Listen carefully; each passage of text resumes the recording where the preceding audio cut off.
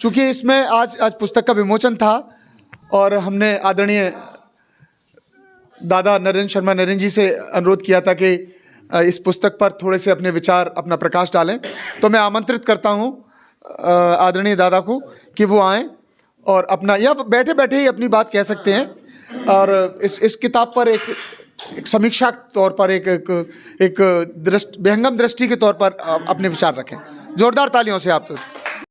पुस्तक अनुभूतियों के शब्द, इसके संबंध में कुछ अपनी चर्चा करना चाहूँगा।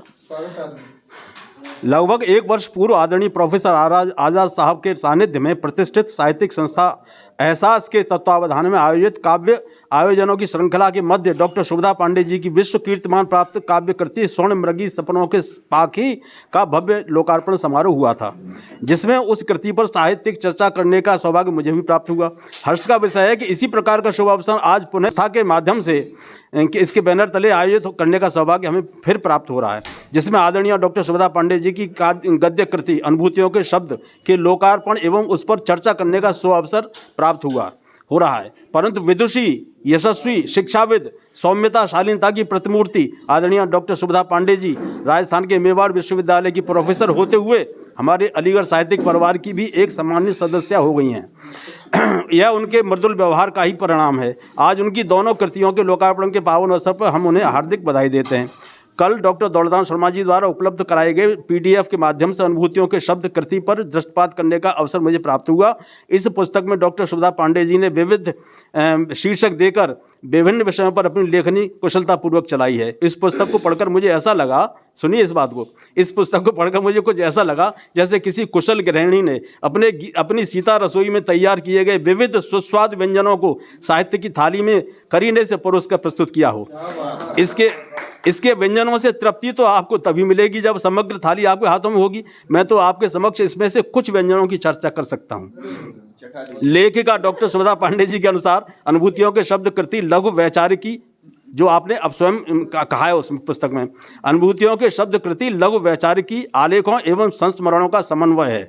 इसमें एक पात्र में आपको जहां महाप्राण निराला और महाकवि जयशंकर प्रसाद की कृतियों के संबंध में लेखिका के विचार चखने को मिलेंगे, तो दूसरी ओर छठ महापर्व की वैश्विक महत्ता आलेख में सुप्रसिद्ध लोक पर्व छठ पूजा का विधान, प्रक्रिया एवं महत्व के विषय में विस्तृत जानकारी भी मिलेगी।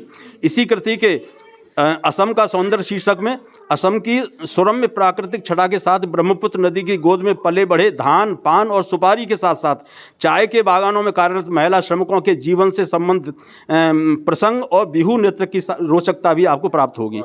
इस पुस्तक में देवी उपासक से वैष्णव बने महान संत माधव देव की चर्चा असम के संत माधव देव शीर्षक में की गई है, तो दूसरी ओर एक दीप राम प्रसाद बिस्मिल के नाम भी जलाया गया है, जिसमें अमर क्रांतिकारी कवि लेखक एवं काकोरी कांड के अंतर्गत अशफाकुल्ला खान और ठाकुर रोशन सिंह के साथ फांसी के फंदे को चूमने वाले महान बलिदानी वीर राम प्रसाद बिस्मिल की अनूठी गौरव गाथा का युवा पीढ़ी को प्रेरणा देने वाला विशद वर्णन भी है। तिनकर भय माता मोह नाही, यह शीर्षक है। इसमें प्रभु श्री राम के अनन्य भक्त महाबली हनुमान के प्रसंगों के माध्यम से भय से मुक्ति पाने का सहज सरल उपाय बताया गया है।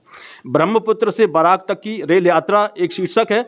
इसमें ऐसा संस्मरण है जिसमें लामडिंग होते हुए हाफलोंग की रोचक रेल यात्रा का वृत्तांत है। प्राकृतिक दृश्यों की अनुपम छटा का आनंद आपको इस संस्मरण में प्राप्त हो जाएगा।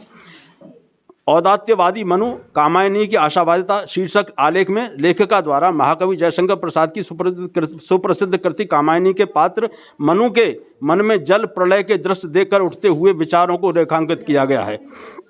जब आप इस प्रसंग को पढ़ेंगे तो निश्चित रूप से रोमांचित हो उठेंगे।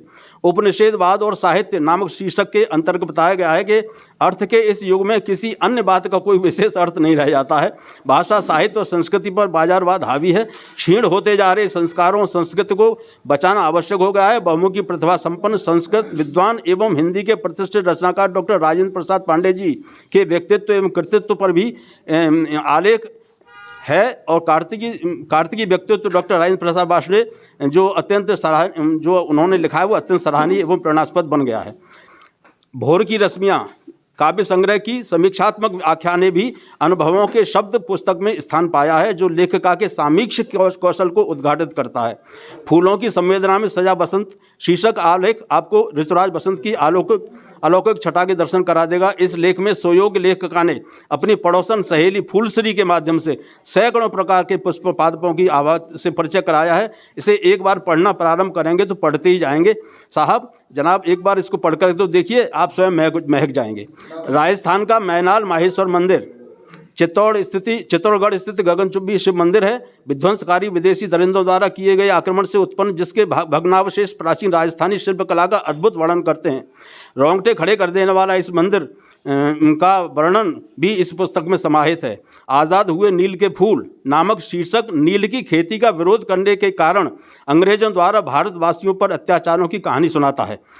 नाथ संप्रदाय की विशेषताएं आलेख गुरु गोरखनाथ द्वारा 10वीं सदी में स्थापित गोरखनाथ संप्रदाय के संबंधित है, जिसकी गौरवशाली परंपरा अभी भी विद्यमान है। डॉक्टर सुभदा पांडे जी भी इस कृति का एक शीर्षक हैं।